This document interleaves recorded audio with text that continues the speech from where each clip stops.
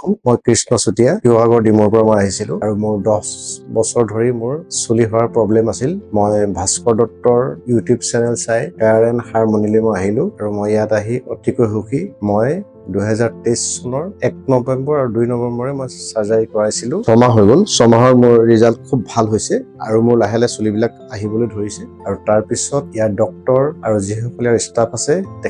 তেখেতলোকৰ খুব ভাল বিহেভিয়াৰ আৰু খুব কম পইচাত ইয়াত ট্ৰান্সপ্লান্ট হৈ যায় কোনো অসুবিধা নাই ইয়াকে কৈ মই মোৰ চুলিখিনি পুনৰ আনি দিয়াৰ বাবে ধন্যবাদ জনাই নিজেও সুখী আৰু ইয়ালৈ আহিবলৈ মই সকলো মানুহক যাৰ হেয়াৰ ফল হৈছে তেখেতলোকক আহিবলৈ মই আহ্বান জনাইছো থ্যাংক ইউ SSY